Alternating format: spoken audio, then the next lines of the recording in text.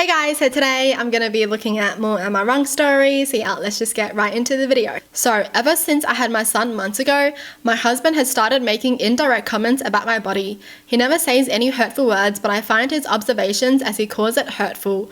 For example, he'd see me wearing an old top and say, "Oh, that top used to look good on you, but not anymore though." What did he say? Or when he looks at my waist and says, "Wow, I didn't know your waist could get this wide." Basically passive stuff that I tried to ignore till it extended to my friends and family. For your information, this went on for months and months and months. We went to Christmas celebration at his family's home. My sister-in-law complimented my floral maxi dress, and my husband said, "I agree, it looks nice on you, though I have to admit that your waist could get smaller than this." Awkward silence took over. I was absolutely fuming, and this was my last straw. So I got up from my chair in the middle of dinner and shouted at the top of my lungs, "Shut up about my body!" He was absolutely speechless as his family stared while some others tried to get me to calm down, but situation got more tense and dinner ended up being cut short and my husband storming off to his friend's place to spend the night upon leaving a very nasty text saying I embarrassed him and made a scene over an observation he made. He called me childish and told me to get therapy for my insecurities instead of verbally abusing him and scaring his family. Now I feel like an absolute idiot and like I ruined Christmas for him and everybody with my oversensitivity. No, don't feel like that. This guy is just manipulating her. He's gaslighting her. He's like, "Well, I was just making an observation. I can't believe you're so offended over an observation. You knew what you were doing. You were trying to make her feel bad about herself. You can observe someone and not say anything. Why would you observe someone and be like, 'Ew, you're ugly'? You know, so many people can observe someone and think someone's unattractive, but they ain't gonna say it to them because that's rude and that's gonna make someone feel bad about themselves." The fact that he says that to his wife, she had a kid for him, and he's gonna be talking about her body.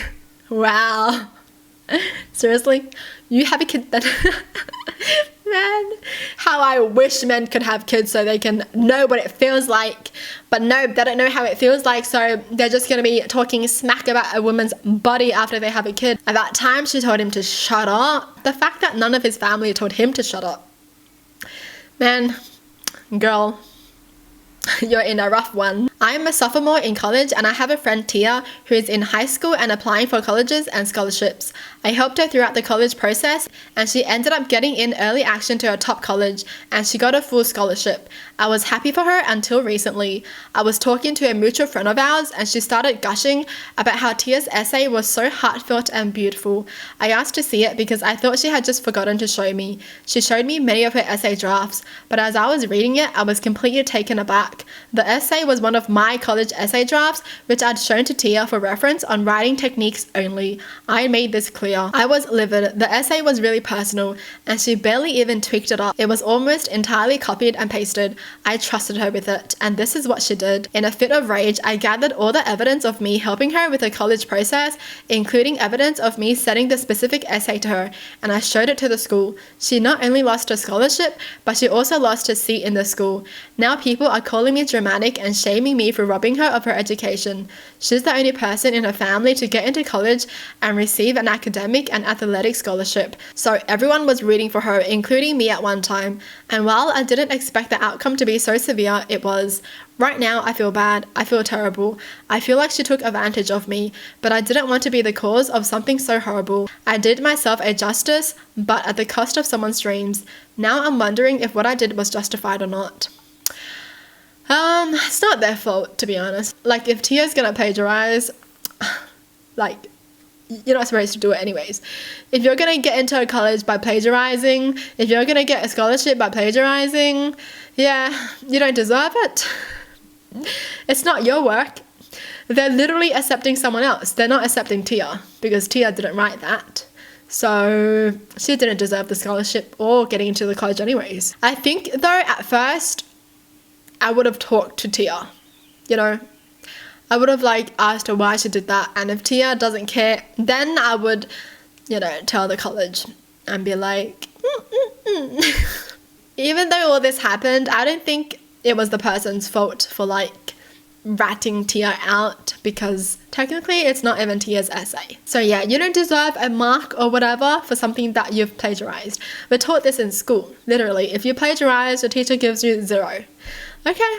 And that's fair because it's not your work. No one should encourage someone to plagiarize. Alright, moving on. My boyfriend Ryan likes to help others. He's the type of guy who would give a coworker money for their rent or buy groceries for our neighbor.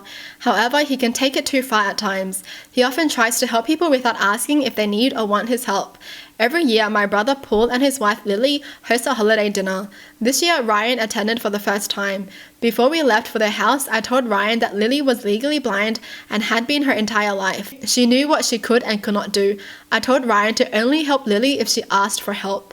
We arrived early so I could help Paul and Lily cook. While we were cooking, Ryan kept telling Lily things like, Lily, if you're looking for the salt, it's to your right. Or, Lily, don't put that there, it's too close to the edge.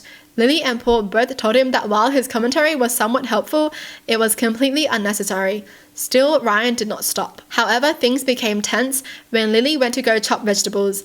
When she put out a knife, Ryan stopped her and asked if he could take over because he didn't want Lily to hurt herself.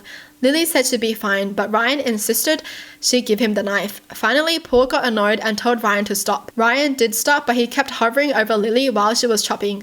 I asked Ryan to sit down until dinner was ready, but Ryan insisted that he just wanted to help. Finally, Lily asked him and I to help set the table and greet people arriving. We did, but things were still tense. I did pull Ryan to the side and reminded him again to only help Lily if she asked for it. He agreed, but I could tell that he was upset. Everything finally boiled over after dinner. My nieces have a game they love to play with their mother. They would hand Lily something, and Lily would have to guess what it is. Lily would sometimes make a couple of clearly outrageous guesses, like saying an egg is an elephant or a shoe, to make her daughters laugh. After dinner, the eldest handed Lily this salt shaker. When Lily guessed it was a phone, Ryan piped up and said it was a salt shaker. Lily laughed it off and explained the game to Ryan, but I could see that she was annoyed. My niece then handed Lily a coin. When Lily guessed incorrectly, Ryan loudly told Lily it was a coin. This was apparently the last straw for Paul. Paul demanded that Ryan leave since he clearly couldn't respect Lily. Ryan insisted that he was trying to be helpful. However, Lily said it was probably best if Ryan and I left. I quickly gathered up our things and managed to convince Ryan to leave. Ryan is currently pissed at me. He said I should have defended him, especially since I knew he was only being helpful. He also insisted that I should have stood up against Paul's overreaction. I'm now wondering if I should have defended Ryan. Nah. Dude, Ryan sounds like the most annoyingest person ever. He just sounds like he doesn't like listening. He sounds like a little kid. What the heck? Like someone tells you, you don't need to help them. You don't need to help them. You know, someone explains to you this is what the game is about. And, you know, you don't need to try to help them. Oh my gosh, bro. Ryan.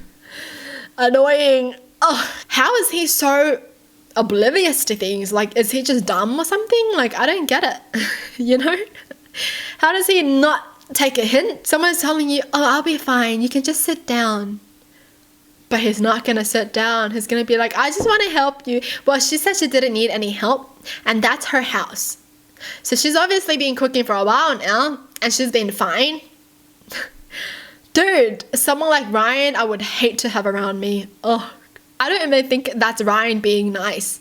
He's just being annoying. And things like this make other people feel bad, you know? Like, if anything, he should just let Lily do everything, because then Lily will feel good. You know, Lily is independent. Okay, she's an adult, but she's just blind. But she can still do things. Ryan is acting as if she's a kid or something. Like, that's not something a nice person would do. Okay, the nice person would trust someone to be able to do something. You don't have to always hover over someone, not believing them that they can cook or something. You know, that, oh my God, I can't even. Man, people like Ryan, please get out. Yesterday, while I was making lunch, I heard a really loud sound, as if the ceiling was falling or a bookshelf had fallen. My husband and daughter were out. The only other person in the house was my son. I was pretty sure he was in his room, which is at the opposite side of the house from the kitchen. So while making my way there, I checked every room and everything seemed in order. I knocked on my son's door and called his name. No answer. I must have knocked and called 3 times before trying to open the door, which was locked. At this point, I was getting really freaked out, thinking that maybe he tipped his wardrobe or bookshelf and it had fallen over him and he was passed out on the floor. I was basically screaming his name. No answer. I had no idea how I did it. I just threw myself at the door and it broke. Now clearly the door was already weak, I'm thinking, but yeah, it broke. My son was fine. He was freaked out about the door, but fine. The sound was his TV with the volume at the max, apparently, and he didn't answer me calling because he didn't want me bothering his movie. His words were, "You were screaming like a harpy and it was annoying. I was trying to watch the movie. Fix the door." I said no, I wasn't going to fix it, since to fix it I would have to buy a new door and doors are expensive, and as soon as his dad got home he would remove the door entirely as it was too broken to just stay there. He got really mad, said it's his right to have a door, he deserves his privacy. I said he had a door and while I was the one that broke it and it was a consequence of his actions, so if he wanted a door he would have to buy it. I know he doesn't have the money for it right now. Until then, no door. He can change in the bathroom. He said F you. I said he was grounded.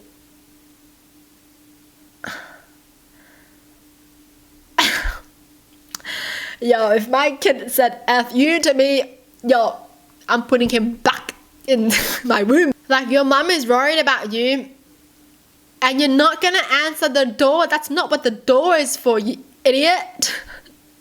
Yeah, well, I would have gotten my butt whooped for sure, man. Like, honestly, can you imagine saying F you to your parents? I don't even want to think about it. I think I'd be removed from this world, man. That kind of attitude as well. Playing the TV on maximum volume, not answering the door when your mom is knocking on the door, and then when she breaks the door open, you're gonna be like, I didn't answer the door because you were annoying. Like, why are you trying to interrupt my movie? I locked the door for a reason. Wow. Jeez. Yeah. Imagine having a son like that. No way. Nah. No freaking way, man. No kid swears at their parents, okay? That's... Nah. Well, that's it for the video. Hope you guys enjoy. Tell me in the comments down below what your thoughts are. And as always, thanks for watching. Hope you guys liked it. And I'll see you guys next time. Bye!